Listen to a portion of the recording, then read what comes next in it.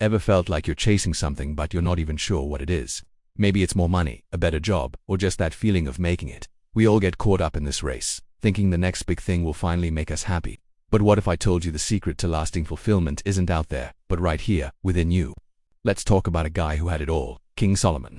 We're talking riches beyond imagination, fame that spread across the ancient world, and wisdom so profound people traveled for days just to hear him speak. If anyone could tell us what truly matters, it's him. And his conclusion might surprise you. After experiencing everything the world had to offer, he realized that chasing wealth and fame was like chasing the wind. It's a never-ending, exhausting pursuit that leaves you empty. He discovered that true, lasting satisfaction comes from something much deeper. It's about seeking wisdom over wealth. Think about it. Money can buy you a nice house, but wisdom builds a happy home. Fame can get you attention, but wisdom earns you respect.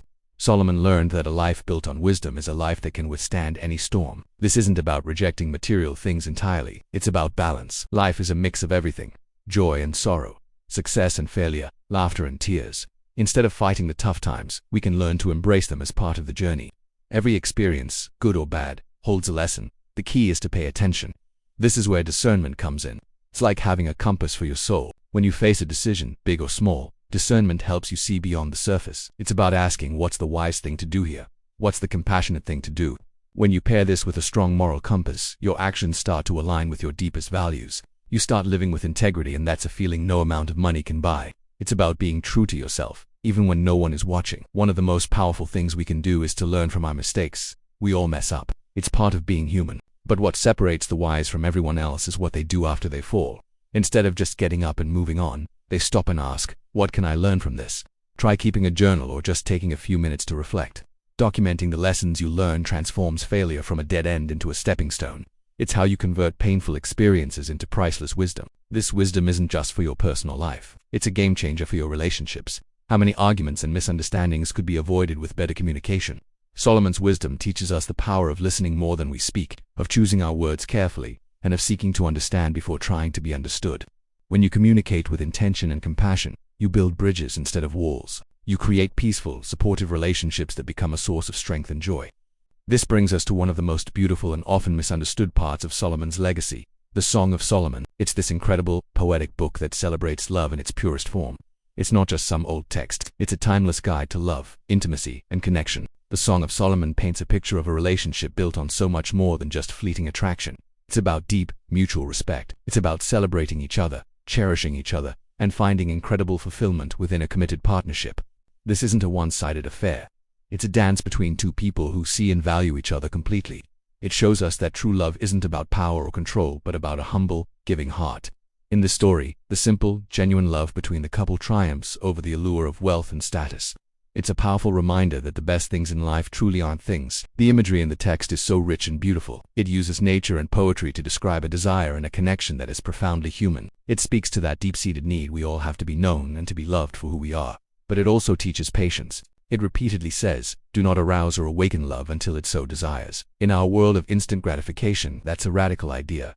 It's a call to let love grow naturally, to build a foundation of friendship and respect before diving into physical intimacy. It champions purity and patience as the guardians of a truly lasting and meaningful love. So whether you're single, dating, or have been married for years, this wisdom is for you. There are some great modern resources that tap into these ancient truths.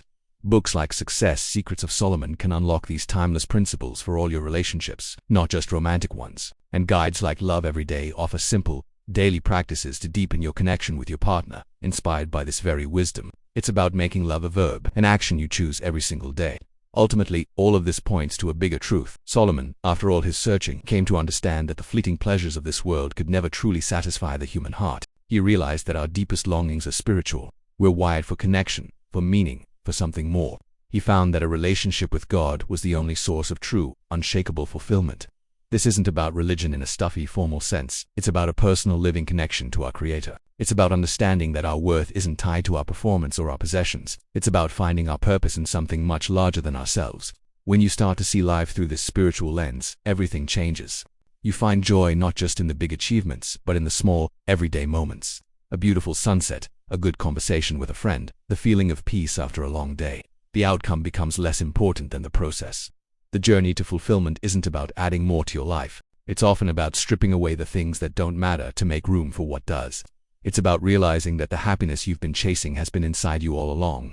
It's found in wisdom, in integrity, in loving relationships, and in a connection to the divine. So take a moment today. Step off the treadmill of chasing more.